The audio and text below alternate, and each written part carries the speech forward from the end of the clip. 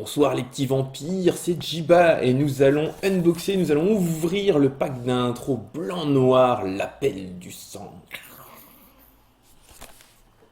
Voilà donc l'appel du sang, on va rester entre vampires et on va essayer de choper plein de vampires cool et d'avoir un deck super sympa. Ils sont incroyablement durs à ouvrir ces intro packs bataille de Zendikar, il faut être vraiment très balèze pour ça. Alors, tac, hop, hop, la petite boîte de la couleur noire, enfin c'est plutôt gris là, les choses cachées dedans qu'il ne faut pas oublier. Dedans vous avez un petit dépliant. Ça fait longtemps que je n'ai pas dit le mot dépliant, ça paraît bizarre. Qui vous explique ce qu'il y a, hop, qui est plutôt joli et qui vous explique ce qu'il y a dans tous les packs d'intro. Voilà la liste de tous les packs d'intro avec un peu d'explication. On va le remballer, je ne veux pas me spoiler sur le contenu de ces decks-là.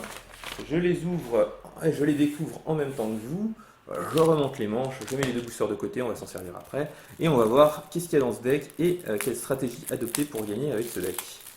Quelle est la stratégie du deck en tout cas, parce qu'on peut peut-être adopter la stratégie mais sans gagner avec. Un petit livret rappel de règles, donc fiche de référence de règles. Qui va vous permettre, si vous n'êtes pas encore, si vous n'avez pas encore tellement l'habitude de jouer à Magic, de les apprendre. Nous avons la rare premium dessin alternatif du pack, le Seigneur de sang flou, le Seigneur de sang provocateur, un magnifique, magnifique vampire qui fait qu'à chaque fois que vous gagnez des points de vie, l'adversaire ciblé en perd autant. Alors, qu'est-ce qu'on fait avec une créature qui fait perdre des points de vie à votre adversaire quand vous en gagnez? Eh bien, on joue des créatures lifelink, dont nous avons le souverain Félidar, lien de vie, vigilance, et si jamais en plus vous avez 40 points de vie ou plus, vous gagnez la partie à votre entretien. Et ensuite, qu'est-ce qu'on a? Donc, on a des 1-1 vol, qui ne sont pas des alliés, visiblement corps éclaireur. On a le Surineur de Zulaporte, donc lui, ce qu'il fait, c'est qu'à chaque fois qu'une créature que vous contrôlez meurt, vous drainez d'un point de vie votre adversaire. Avec votre rare, ça vous fait pas juste drainer, ça vous fait vous gagnez 1, il perd 2, plutôt cool. On a deux intendantes de 2 pour 2 qui font qu'à chaque fois que vous gagnez des points de vie, vous pouvez payer un blanc et si vous faites, vous mettez un marqueur +1/+1 sur n'importe quelle créature. Et on a des 1-3 qui font gagner des points de vie quand vous les engagez derrière pour 2 mana. C'était ma combo d'AP, j'en avais 2 et 1 et franchement c'était vraiment super balèze. En tout cas en paquet scellé, j'ai très souvent mis des marqueurs +1/+1 un peu n'importe où et c'était vraiment très très chiant pour mes adversaires. Une 2-2 qui fait qu'une créature ciblée gagne -1/-1 pour 5 mana. 2-1 vol contact mortel, quand vous gagnez des points de vie, il gagne +1/+1 mais que jusqu'à la fin du tour. Derrière, à chaque fois que vous gagnez des points de vie, une 2-3, cette 2-3 va gagner le contact mortel. On continue dans les bêtes à 2, puisqu'on a une 2 de vol pour 3. On a, dans les bêtes à 3, pardon. Ensuite, on a 2 de vol pour 3 qui fait qu'au début de votre entretien, chaque adversaire perd un point de vie et vous gagnez un point de vie. Je crois que le thème est lancé. On a 2-3 pour 4 vol qui fait gagner 2 points de vie quand il arrive en jeu. On a ensuite toujours pour 4, à chaque fois que vous gagnez des points de vie, mettez un marqueur +1/+1, donc elle gagne des marqueurs définitifs sur la 3-3 vol. Elle n'est pas volante, tiens, on a une tête un peu volante elle. Ensuite pour 5, à chaque fois que vous gagnez des points de vie, il va gagner le vol jusqu'à la fin du tour.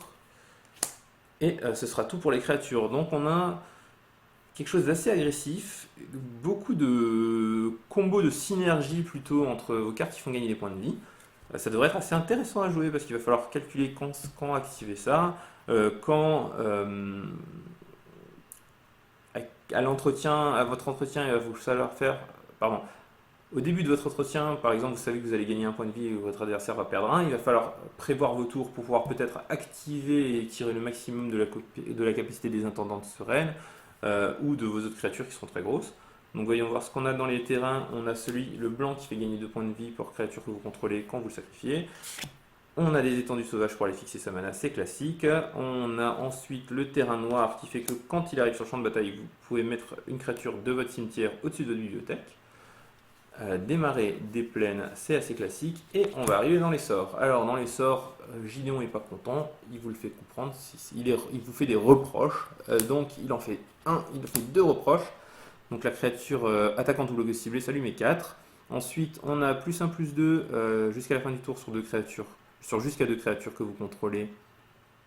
Ah non, ciblées d'ailleurs. jusqu'à 2 créatures ciblées et vous gagnez 2 points de vie.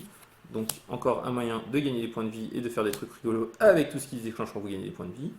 On a renvoyé jusqu'à 2 créatures de votre cimetière en main, on en a également 2. -5, un bon anti-bet, -5, encore un bon anti-bet, et le châtiment du roulis qui met 5 blessures réparties comme vous le désirez entre n'importe quel nombre de créatures attaquantes ou bloqueuses ciblées. Donc un effet mort pour 5 mana. On a dans l'ensemble un deck qui se tient pas mal, pas 100% sûr de l'utilité de ces 1 vol pour 1, même si le deck est relativement agressif. Cela dit, on a plein de spells intéressants, on a des trucs qui sont peut-être un peu trop lents dans ce deck-là, qui sont ces deux récupérer 2 créatures du cimetière. Alors autant la fonderie mortuaire, pardon, là je vais éternuer, non, ça va. La fonderie mortuaire est plutôt intéressante parce qu'elle vous permet de le remettre au-dessus de la bibliothèque et ça ne vous coûte pas vraiment une carte, c'est un terrain que vous allez jouer de toute façon. Autant ça pour 4 mana, vous préféreriez en général développer votre board de présence. Donc on va ouvrir les boosters, voir si on a des trucs sympas à mettre. J'aime assez le thème du deck, c'est plutôt rigolo toutes ces synergies avec les gains de points de vie. Si j'arrive à les ouvrir les boosters. Alors, voilà, un retour obéissant 1 de plus, on va pas le jouer a priori. Alors lui, il grossit. Alors j'ai pas regardé quels étaient tous vos alliés, mais j'ai l'impression que vous en avez pas mal. Il y en a 2, 3, 4. Lui, j'imagine, c'est un peu trop vampire pour être allié. Eh ben si, 4, 5, 6. 7, 8, 9. 10, eux ils le sont pas, 11 alliés quand même, ah si, 11, 12, 13, voilà, 13 alliés quand même dans ce deck. Peut-être que donner vigilance à toutes vos bêtes, ça serait pas si mal dans ce paquet. Vous avez déjà beaucoup de cartes à 3 mana, je vais essayer de les remettre un peu parce que c'est devenu le bordel en ayant cherché. Je vais peut-être le mettre, lui, vigilance à chaque fois que vous jouez un allié. On va le mettre de côté. Le curve à 3, il y en a déjà beaucoup, mais pourquoi pas. Alors ça ne nous intéresse pas. Ça peut être pas si mal, sacrifier une créature, piocher 2 cartes. Vous avez quand même pas mal de créatures qui sont pas incroyables et que vous serez bien content de sacrifier à un moment où elles ne serviront plus à grand chose pour aller chercher des choses un peu plus intéressantes. Ou pendant un combat, votre créature va mourir au combat, c'est pas grave, paf, c'est sacrifié. Une 1-3 qui fait gagner des points de vie, pourquoi pas. Pareil pour cette 2-4, cette 2-3 qui fait gagner des points de vie, pourquoi pas. Puisque c'est combo avec tout ce qui fait gagner des points de vie dans votre deck. Alors ça c'est pas les bonnes couleurs, ça c'est un color mais on va pas jouer des étoiles, c'est trop cher. Pas les bonnes couleurs.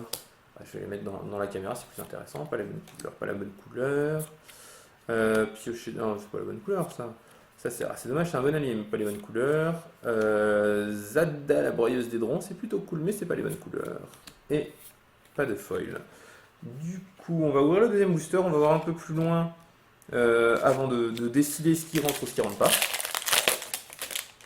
Alors, une fondrière meurtrière, ça je la rentre directement parce que je pense que c'est vraiment super bien dans ce deck. Donner le vol et piocher une carte, pourquoi pas. Un autre -5, pourquoi pas. 6 mana, ça recommence à faire. 5 mana, pardon, ça commence à faire cher en rituel dans un deck qui essaye de faire les choses vite. Ça, on va pas le mettre. Là, un 3, on en a déjà 3, plus une, tout à l'heure 4, on va pas en mettre 5, on n'a pas le droit. Tac, tac, pas les bonnes couleurs, pas les bonnes couleurs, pas les bonnes couleurs, pas les bonnes couleurs, pas les bonnes couleurs. Enfin, c'est un couleur, mais pas les bonnes couleurs.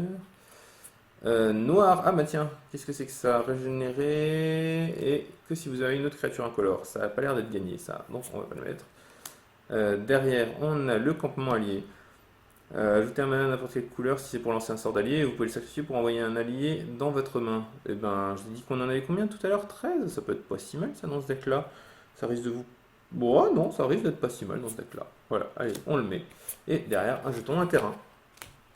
Du coup, qu'est-ce qu'on va faire dans ce deck? Alors, j'aimerais bien enlever ces deux à un vol, comme je vous le disais, c'est vraiment pas suffisamment fort, ça fait pas grand chose. Vous n'avez pas moyen de la rendre plus forte et elle va être vite dépassée par n'importe quoi d'autre. Et c'est pas ces 2-3 points que vous allez mettre au début avec cette carte là qui vont vous faire gagner quoi que ce soit. Donc je l'enlève. À la place, qu'est-ce qu'on met à la place? Je vais mettre cette 1-3, cette quatrième 1-3, parce qu'elle est vraiment beaucoup trop synergique avec tout le reste du deck. Et une de 4, pourquoi? Parce que vous n'avez pas beaucoup de créatures à 4 et qu'elle est synergique avec le reste du deck en vous en gagnant des points de vie. Donc ça là, on a remplacé 2 par 2. Il reste ces 4 cartes là. Alors, je vous l'ai dit, il y a déjà beaucoup trop de créatures à droite, à 3, pardon. À droite. À 3, donc je vais pas mettre celle-là a priori. Le vol, c'est pas si incroyable dans ce deck où il y a déjà pas mal de créatures qui volent un petit peu par ici, par là, potentiellement pour vous gagner des points de vie, mais c'est le but. Du coup, je pense que je vais pas le mettre. Et je pense que je vais renvoyer au moins Moi, je vais probablement mettre les deux retours, je vais les remplacer par un -5/-5 supplémentaire et par une fenaison de l'hôtel, je pense. C'est pas la version optimale, mais je pense que c'est vachement plus sympa. On va avoir beaucoup plus de moyens de gagner des points, enfin beaucoup plus. Deux moyens de plus de gagner des points de vie, c'est déjà pas mal. Ça va vous permettre d'activer plus souvent tous vos autres trucs qui font gagner des points de vie et des trucs rigolos quand vous gagnez des points de vie. Et puis, dont notamment les 2-2 pour 2. Et on va avoir un deck encore plus synergique qu'avant, et donc encore plus rigolo à jouer, parce que les decks synergiques, c'est rigolo à jouer quand même.